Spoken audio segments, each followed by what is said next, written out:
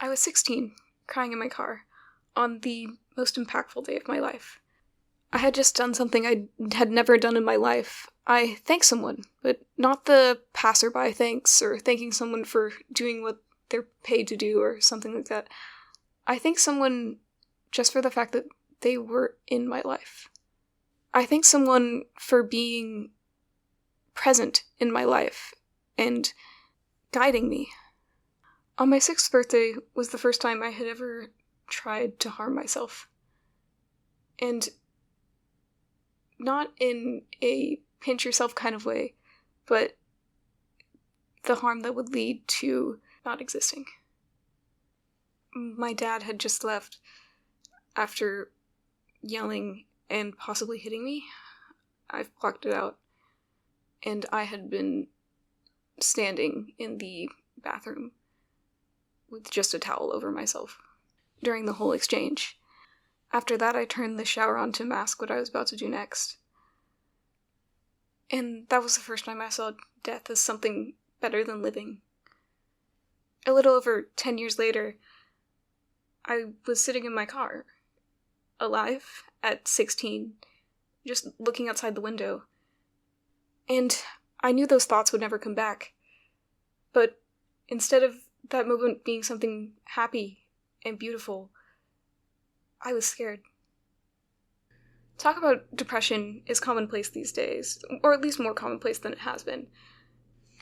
Often people try to cure their depression, or get rid of it, or try to manage it. But what I often hear people fail to recognize is how, even once it's gone, it's still hard. Often people will put getting rid of depression as the answer to all their problems. That once it goes away, it'll just be gone.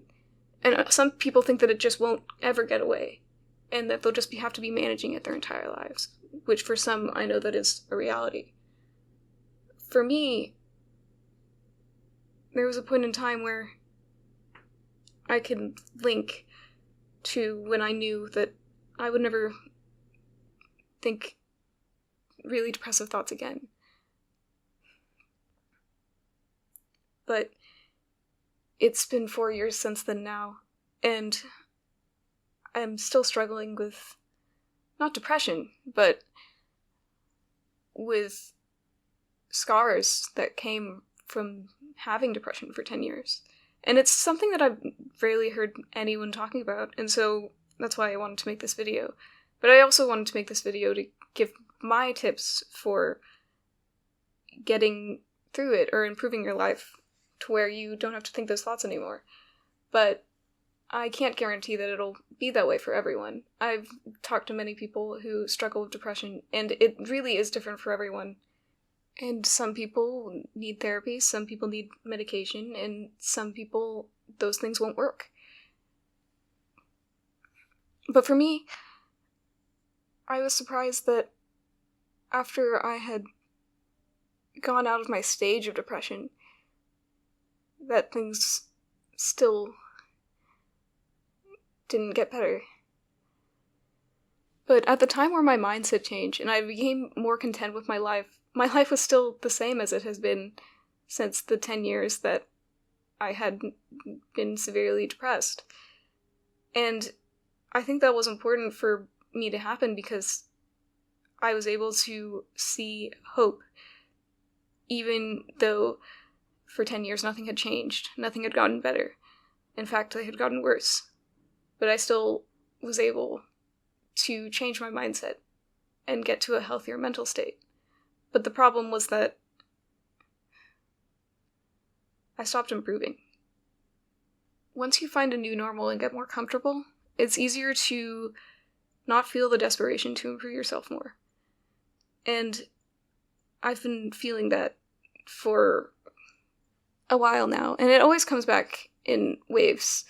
For months, I'll be unproductive and slip back into my old ways, and then for a couple months, I'll be more productive and actually be able to do the things that I want to do. And it really just depends on the situation and the people who are around me and the environment I'm in.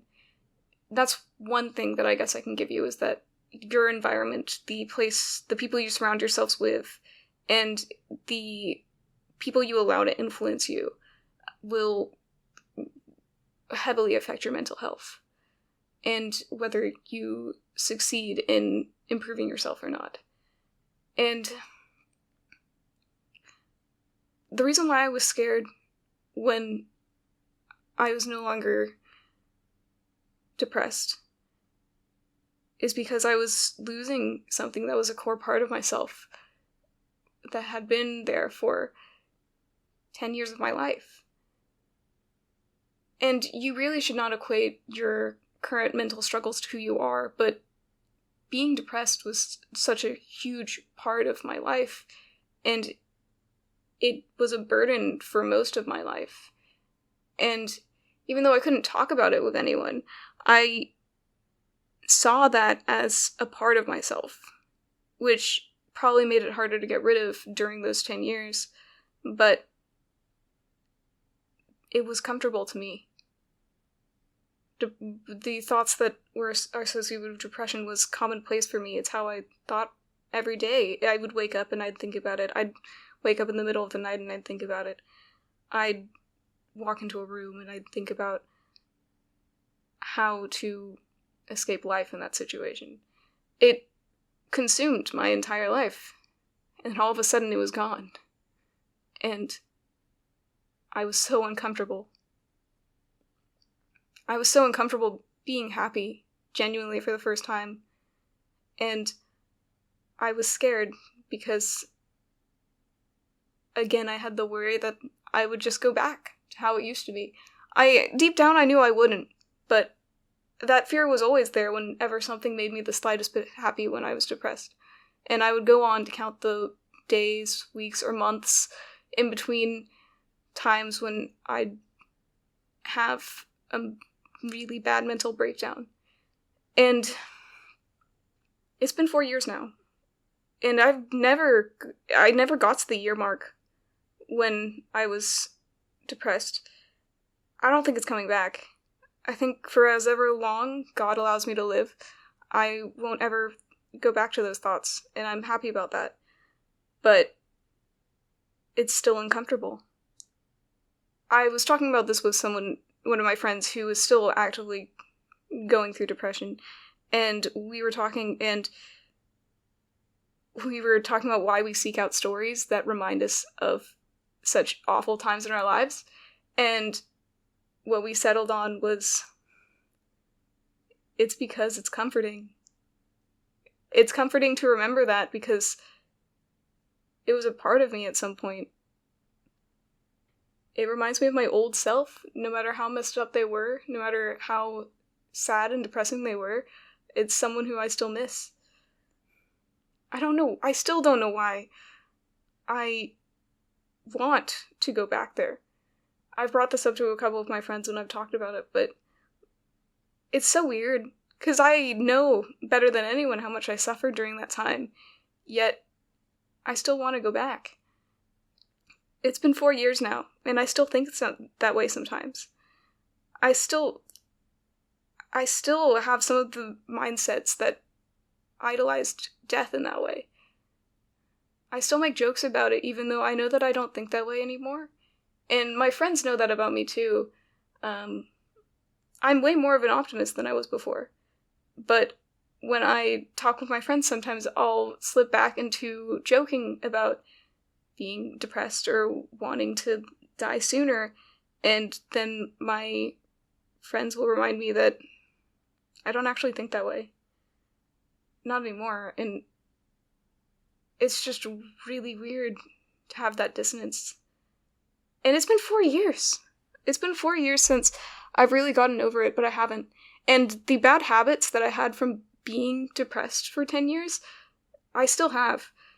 And that's why, even though my mindset has changed for the better, I still haven't made those changes. I still haven't made the physical changes of habits. I still self-harm. And I don't have any hatred against myself. I don't have any hatred towards my body or who I am. I don't have any hatred for myself anymore. I don't have depressive thoughts about it. I don't tell myself to do it, but I still do because it's a habit. I've done it for 10 years, and I've continued to do it for the past 4 years, even though I don't have any of the mental strain anymore. Of course, it's not as bad as it used to be. And it's so minute that I don't even recognize it, but when I do, I need to recognize it, because I still do it, and it's such a normal thing to me that I don't recognize it. It's just a habit. I didn't even view it as being that bad until people pointed out to me. Well, not really they pointed out to me, but I'd mentioned something I do, and then they're like, you shouldn't do that, you know? And it's just a dissonance between my mental and my physical self, too. Because I know I'm mentally better than I was 4 years ago. And it's just sad to see that physically I'm still doing the same. I'm still tormenting my body in the same way, even though I don't want to. And the truth is that change is still hard. Even though my mental state has changed, and I'm so grateful that my mental state was able to be miraculously changed, and I was able to slowly and gradually improve my life over these 4 years to where I never have to go back to those depressive thoughts. Even though that still happened, it's still a process to get past all the bad habits I built up through those 10 years of trauma. It's also in my vocabulary as well, because I think of eating as a habit I need to build. And it's weird to me now to think about how I might have an eating disorder, because it was never a thought to me before, because not eating was never a part of me being overweight or anything like that, or my image, because I didn't have any of those issues that usually are associated with an eating disorder. I only ever checked my weight at the doctors whenever they told me, and they always told me that I was underweight, but that I was still healthy enough to it not being a concern. But I don't eat enough because I have such an anxiety over eating in general. Like, it's not an anxiety over my food intake. It's an anxiety of actually sitting down and eating. And I don't know why I have this anxiety. I do, but I've blocked out the reasons. I don't get hungry anymore. I do get hungry sometimes, but I only get hungry when I'm in an environment that I'm extremely comfortable in. And unfortunately, my current living environment is not a place that I feel comfortable enough to where I can get hungry. It's weird because when I'm in an environment where I feel uncomfortable to eat, I think of eating as a chore, something I simply have to do to fuel my body. And the thing is that no matter how much I want to have a healthy body, no matter how much I want to improve my health, it's still something I just forget about sometimes. And I know it's wrong for me to view it this way, and my friends always correct me when I say it this way, but I call eating a habit because I see it that it's that way for other people. People are like, oh, I eat breakfast in the morning, I eat lunch in the middle, I eat dinner, or, I have lunch and then a big dinner. To me, eating isn't even a habit for me. And I call it a habit because that's how I see it for other people, because the only times I've ever eaten 3 meals in a day is when I've been staying over at someone else's house and eaten their 3 meals with them, or when I go off to camp somewhere. When I was a child, I would sometimes just eat dinner. That was a normal thing.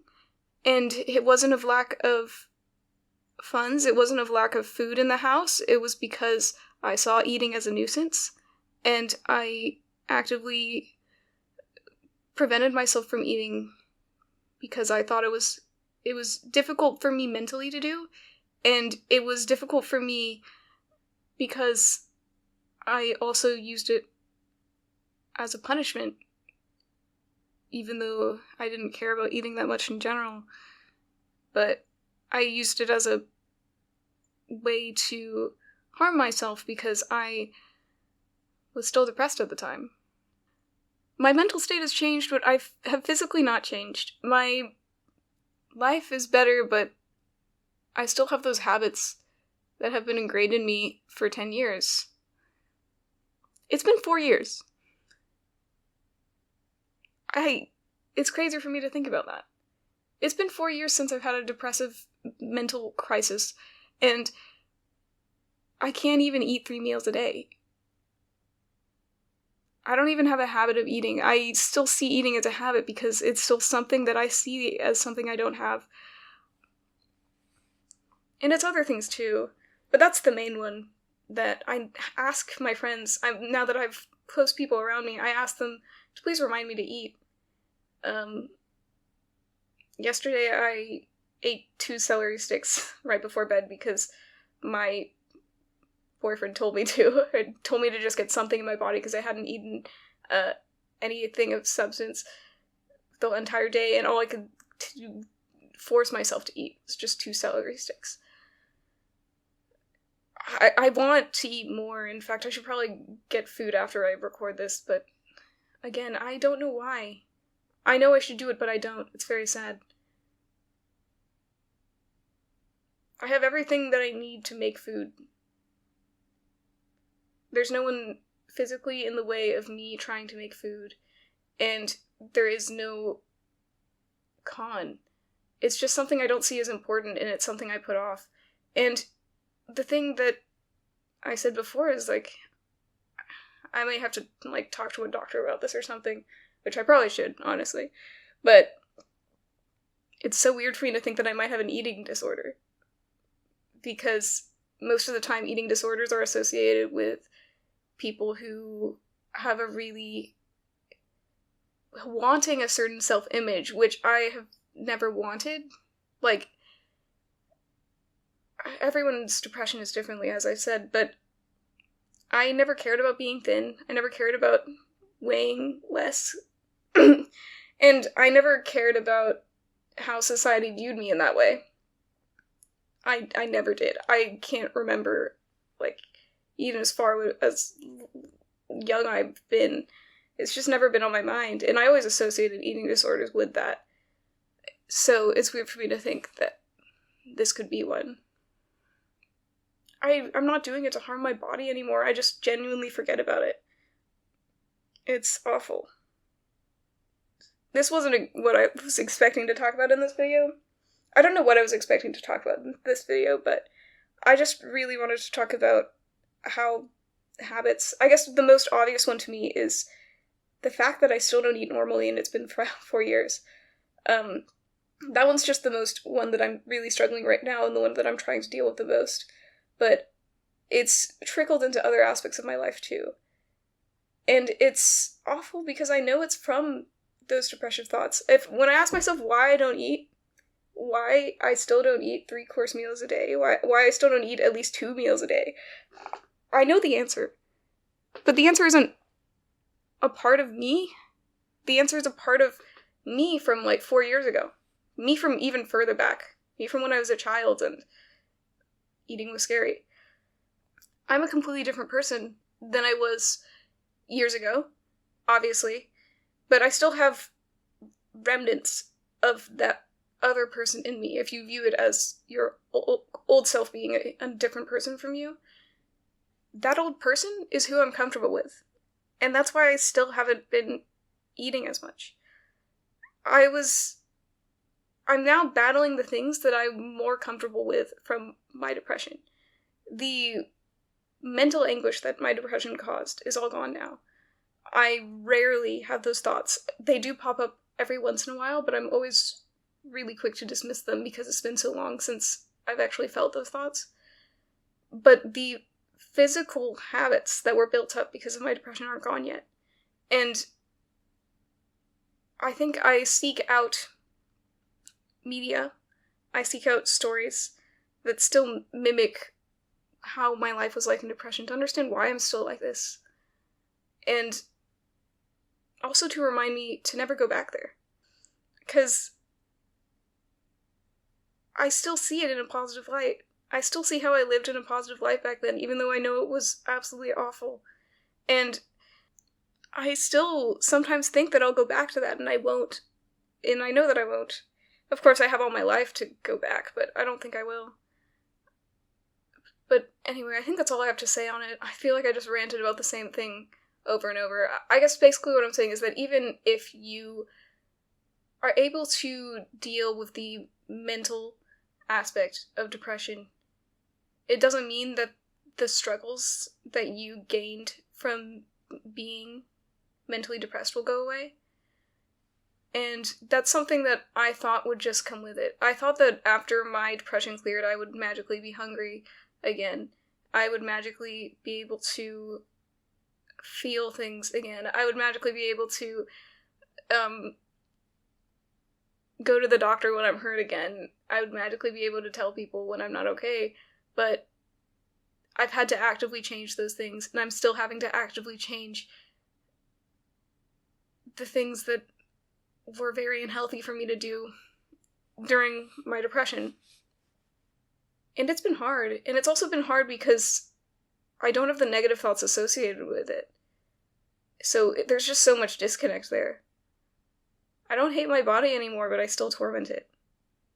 Just because it's a habit. Oftentimes, when you seek to become more productive, you often learn about habit tracking and building good habits, but there's also breaking bad habits is a thing that I think a lot of people forget about. So what I'm saying is, try to identify some of your bad habits that you still do, or if you are currently going through depression, try to outline some of the bad habits that stem from your depression, because whether you are able to one day be released from that anguish, or you have to maintain it for the rest of your life, you should outline your bad habits and try to work to get rid of them. Because even if you get rid of the mental anguish, those bad habits might stick with you forever. And they'll stick with you forever unless you try to change them.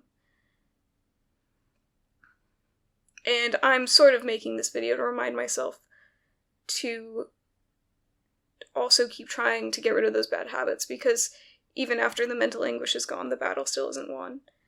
The last thing I want to say is I want to give my advice for if you are currently struggling with depression, and how I think the best way to go about trying to get some relief from it, or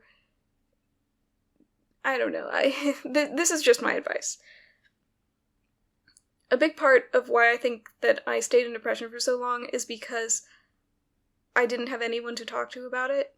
I didn't have anyone to talk to about it, and I had no support group, and I was just sitting in my suffering and thinking that I was the only one. And I think loneliness is a huge part of depression that kind of goes hand in hand. So the first thing you need to do is know that you're not lonely. But I'm not just going to say that. The first thing you need to do is you need to write down the most important people in your life. You might say, there's no one. I don't believe you. I'm going to be honest. Write down someone who, at least one person, who has helped you in some way. Someone who has reached their hand out to you and has lifted you up, guided you. Someone who, even if it was just for one day, even if it was just for a minute, even if it was a stranger, write down someone who has helped you. Someone who has blessed you in some way. And if you know that person, if you have contact with them, thank them. If you don't, write a thank you card anyway. You could throw it out after, it doesn't matter. Write a letter of gratitude to someone. Write a letter of gratitude to someone who's made something that you enjoy, something that has given you happiness. This is one thing that I think really helped me. And that was before I had a support network. To me, I thought that I had no one, but by writing thank you cards, although I did that afterwards, I did that afterwards to keep that mindset ingrained in me, but when I was 16, and I was worried about my future, and I was worried about the fact that I was going to have to go to college and become an adult, and actually live with myself, I remembered that there was someone in my life who made all the opportunities to make my life not suck possible. And I hadn't talked to her in, like, years. I was gonna count, but I don't know how many years. And she hadn't contacted me in that time. Because, I was a student, yeah. So, she was my junior high teacher, for English. And I hadn't contacted her at that time. I hadn't spoken to her since then. But something compelled me that day to go seek her out and thank her. Because I had been thinking about recently how she had impacted my life so much, and by thanking her, I told her that her life had value to me, and by telling her that her life had value to me, that my life must have value, because she had poured in all this loveliness into my life, and I should live. This was kind of the thoughts that were going through my mind. I should live because someone had the kind and caredness to do that to me. And she was just my teacher, my junior high English teacher. But that was the first person I recognized who was actually there in my life. And we never became friends, like, outside of class or anything. Of course, that would be weird because it's student and teacher, but, like, even as a teacher, yes, it was her job, but she went above and beyond what she was for a teacher. She really elevated my life, and what she taught me, I'll take with me for the rest of my life. And so, I was thanking her as a person, just for being there in my life. And that's the purpose of outlining people who have blessed you in your life and thanking them for it. And I don't believe that there's a single person in your life who hasn't done anything like that for you.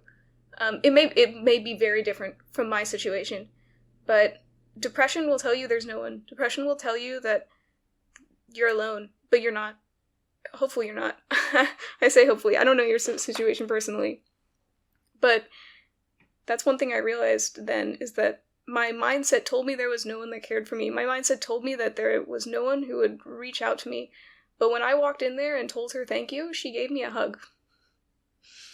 And I was so emotional in that moment, and I was so emotional after. And I stayed sitting in my car crying, just thinking about how, because I just did that, I just admitted that my life is worth living. That was me admitting to myself that my life was worth living. Because someone had poured in their life into mine. And now I had to go on. And that's what scared me, is because going on is scary. Or part of the reason why I was depressed, that's part of the reason why I didn't want to live, is because life can be scary. The thought of actually going to college scared me. The thought of graduating college, being an adult, finding a purpose, scared me.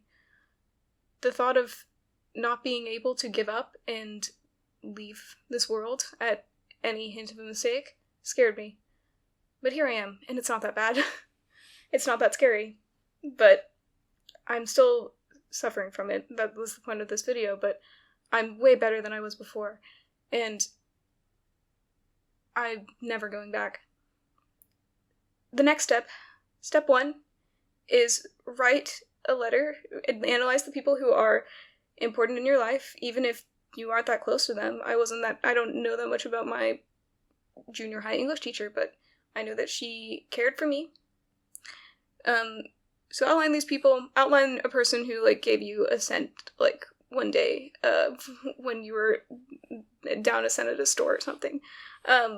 Outline those people, thank them, write a thank you card, make it a paragraph. Don't skimp out on thanking them. Detail why they have affected your life so much that you would go through the effort of thanking them in this way. Next step, You have no one, right? You say there's no one. The next step is to be the friend that you wish you had to someone else. To get the attention off yourself. Don't think about how you have no friends or how there's no one around you who will listen to what you want to say. Go out there, find someone that somewhat tolerates you, and instead of being the person to vent, let them vent to you. Let them vent to you, and just listen. And don't just have that go through your ears. Care about them. Care about that person. Think about how you would want to be, what kind of friend you would want to have, and be that friend for someone else. Because I'm telling you, once you show that to someone else, they'll be that friend for you. And you shouldn't think of it as, oh, you vented now let me vent. But you should think about it as wholeheartedly caring for that person as much as you can. And then if you found a great person, they should try and do the same for you. And that's how deep friendships are made. That's how I was able to get good friends, is because I was finally able to look past myself and think about others. And another thing too is they may not want to share. That's fine. If someone doesn't want to get close to you, it's okay. Then just try and find someone else. And I don't mean that as in the sense of, like, never, like, commit to becoming a friend with someone, but if someone doesn't want to open up to you, that's okay. Just always be open to them.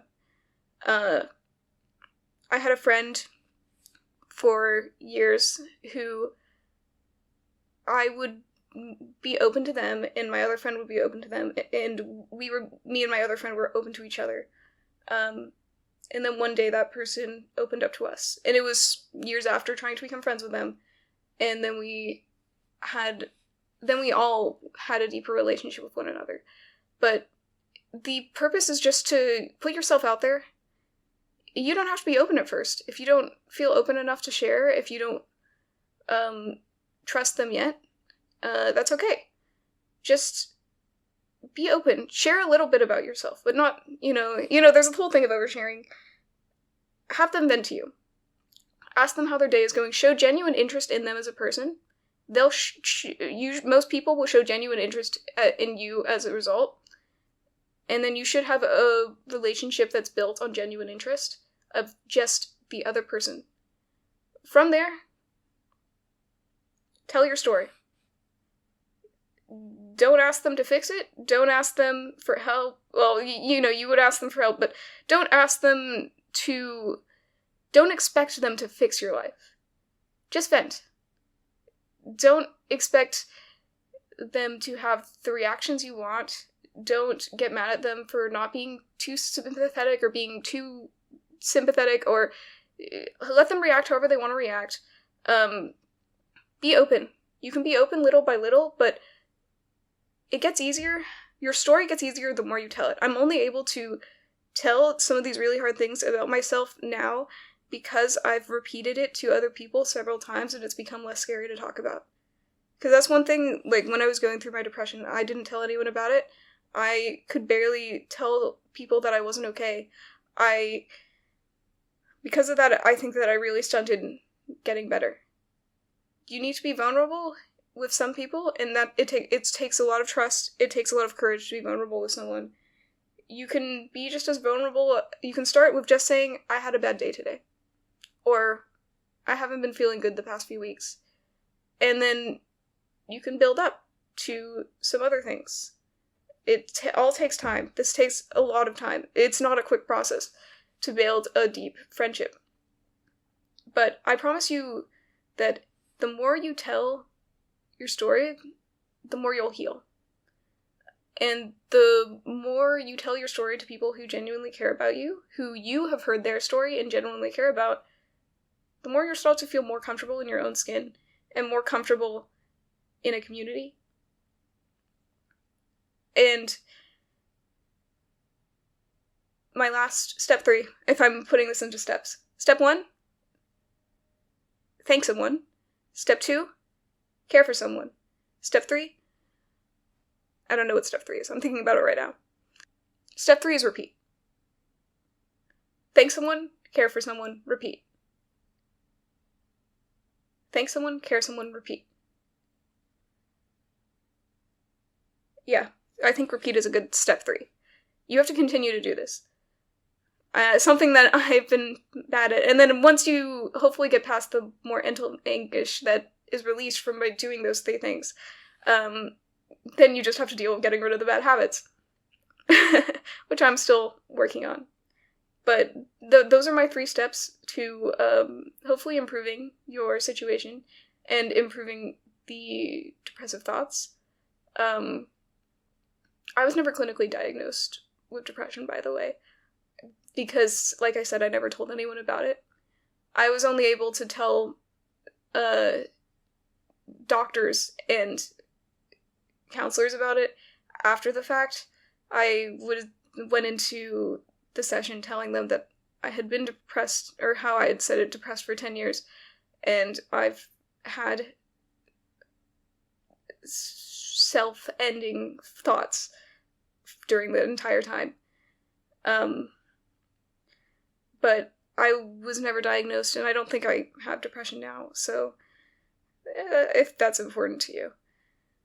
But those are my 3 steps for getting over extreme mental anguish. I guess that involves with loneliness, and that it could link to depression. It could also be a medical thing. I've known several people who tell me that they were going through a huge depressiveness, and after speaking with their doctors and consulting about it, they were able to be better with medication or with therapy. But some tell me that that didn't work for them. It's all different. But one thing that I know for sure is that if you are feeling this way, you need to learn how to be vulnerable to at least your medical providers, because they'll try to help. That's supposed to be their job. But yeah. And if not your medical providers, then to people you get close to. And I think the one takeaway that I just think that people should know is just be the friend that you want to be to other people. And that's how you create deep friendships. And everyone wants and everyone needs those to stay sane. You know, on the day that I was sitting in my car, when I was done crying, I looked up and I saw a bright red bird that, you know, a red robin, who was just perching on a tree and was right in front of me. And I felt it was the first time I had seen a bird. Even though I'd seen a bunch of red robins before that, but my life was changed that day. And I knew it. And I felt like seeing that bird and just looking at it for a while, just realizing how colorful it was and how my life had changed, it made me remember that I'm present in my life and that there's beauty in this world, that there's color, that there's life, and that it's beautiful. That not everything is as depressing and sad as I once thought it was. And finally, I thanked God for giving me this opportunity to live again. I mean, I don't know, you may not believe in a God or not, but God was the one who gifted us life. We see life as a gift. And it was the first time I actually saw it that way, as a gift, something that he had given me many more chances on. And I could finally take it. I could finally accept the gift instead of throwing at him, saying I didn't want it. And I need to continue thinking of it that way, as a gift and not a burden, because that's the only way I'm going to actually enjoy the gift. Anyway, this is just my ramblings. I was going to record another video, but that didn't happen this morning. I might still be able to do it before work, but I just felt called to talk about this, actually record it, just to be more vulnerable about it, I guess. Just to share this story again. I really do want to reach out to people and help them with this stuff, It's super hard to talk about sometimes, but that doesn't make it less important. And I know that by being more vulnerable, I'll be able to help more people, hopefully. But anyway, thank you so much for watching this video. It means a lot to me if you even just watched it, because that gave me a reason to sit down here this morning and record. That gave me a reason to wake up today. Now I probably should eat something more than 2 celery sticks. Anyway, thank you so much for watching. Bye.